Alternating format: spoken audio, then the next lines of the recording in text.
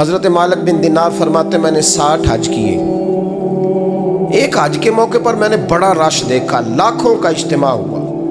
میری باتوں کی سمجھ تو آ رہی ہے نا آپ دوستوں؟ جو نہیں بول رہے انہیں بھی آ رہی ہے نا؟ اللہ جزا دے. کہتے ہیں لاکھوں کا مجمع تھا تو میرے دل میں خیال آیا. میں نے کہا اے اللہ، اتنے لوگ آئے ہیں، ان کا حج قبول بھی ہوا ہے کہ نہیں؟ فرماتے ہیں میں سوچ رہا تھا تو رات کو نا خواب میں نے کسی کہنے والے کو کہتے ہوئے سنا کہ سب کا قبول ہو گیا ہے. بلخ کا رہنے والا محمد بن ہارون بلخی ہے، اس کا حج قبول نہیں. فرماتے ہیں شہروں کے علیحدہ علیحدہ خیمے لگتے تھے. اب بھی آپ حج کرنے جائیں تو پاکستانیوں کی رہائشیں علیحدہ ہوتی ہیں، انڈین کی علیحدہ، بنگلہ دیش کے علیحدہ، مصری، یمنی، سب لوگ علیحدہ علیحدہ رہائشیں ہوتی ہیں، جھنڈے لگے ہوتے ہیں ملکوں کے. کہتے ہیں میں نے سویرے اٹھ کے ڈھونڈنا شروع کر دیا. ڈھونڈتا ہوں وہ بندہ ملے. کہتے ہیں جہاں بلخ شہر کے لوگ رہتے تھے وہاں چلا گیا تو میں نے لوگوں سے پوچھا تم میں محمد بن ہارون بلخی کون ہے؟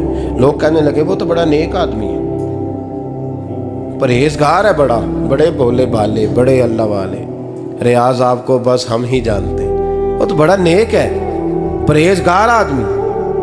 میں نے کہا اچھا کہاں ہے؟ انہوں نے کہا پہاڑ کے پیچھے اس نے خیمہ لگایا ہوا ہے، ساری رات عبادت کرتا ہے، سارا دن روزہ رکھتا ہے، قائم اللیل ہے، صائم الدہر ہے. کیا بات؟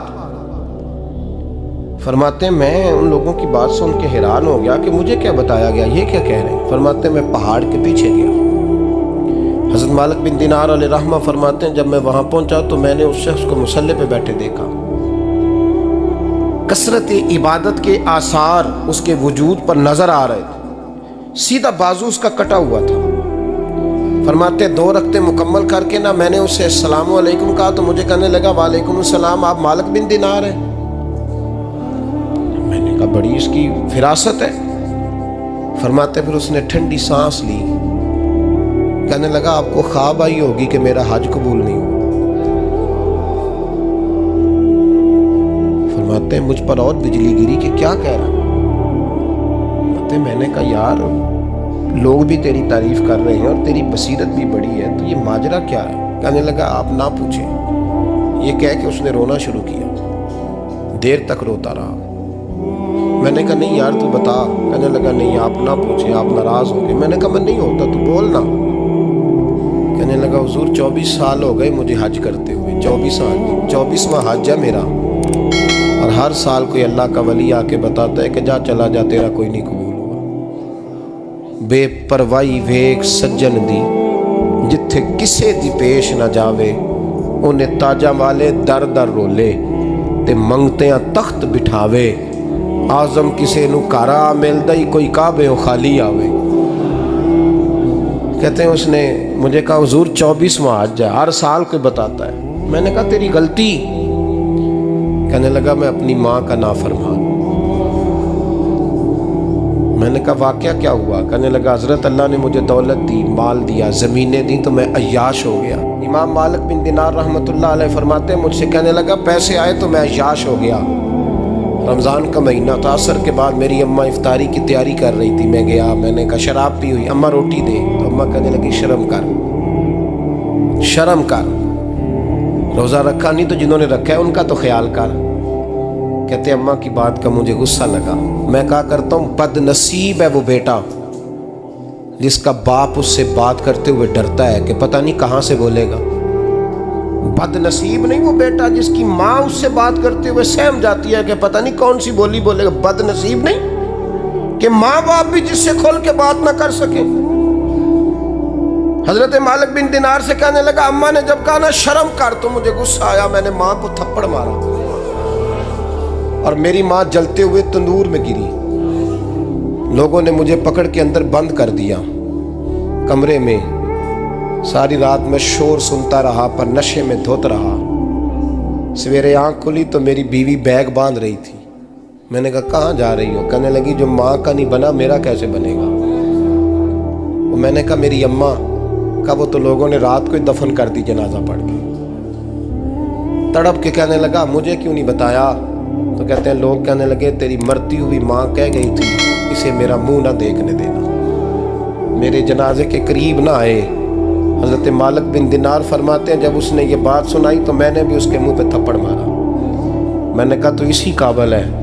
کہتے ہیں وہ رونے لگا، حضور دعا کرے اللہ مجھ سے راضی ہو جائے۔ کہنے لگا جب ماں کی انتقال کی خبر ملی تو میں نے کلاڑی لے کے وہ ہاتھ کاٹ دیا جس سے ماں کو مارا تھا۔ میں نے ساری جائیدادیں خیرات کر دیں۔ 24 سال ہو گئے، 24 سال ساری رات نماز پڑھتا ہوں، روزہ رکھتا ہوں، حج کرتا ہوں، پر ہر سال کوئی آ کے کہتا ہے جا دوڑ جا تیرا کوئی نہیں قبول ہوا۔ حضور دعا کرے مالک راضی ہو جائے۔ فرماتے ہیں میں تھپڑ مار کے آ گیا، میں نے کہا تجھ سے راضی ہو جائے اتنے ظالم سے؟ امام مالک فرماتے ہیں رات کو آ کے سویا تو مجھے خواب میں رسول پاک کا دیدار ہوا۔ تو نبی پاک علیہ السلام نے فرمایا مالک تو اسے مایوس کیوں کر آیا ہے؟ اللہ تو بڑا مہربان ہے۔ کہا حضور ماں کے نافرمان کو معافی کیسے ملے گی؟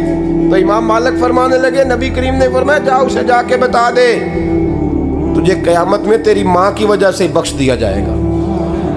کہا حضور اماں کی وجہ سے کس طرح؟ تو محبوب فرمانے لگے اس کی ماں قیامت میں اس کے خلاف مقدمہ دائر کرے گی رب کریم کی عدالت میں، اے اللہ میں نے 9 ماہ پیٹ میں رکھا، درد سہ کے اسے جنا، جگر کا خون پلا کے پالا اور اسی نے مجھے قتل کیا۔ رب کریم اس کی ماں کا مقدمہ سن کے کہے گا اٹھاؤ اس کو دوزخ میں پھینکو، اس نے ماں جلائی تھی اسے بھی جلاؤ۔ محبوب فرمانے لگے جب پکڑ کر کے مالک اس کو محمد بن ہارون کو لوگ لے جائیں گے نا جہنم کی طرف،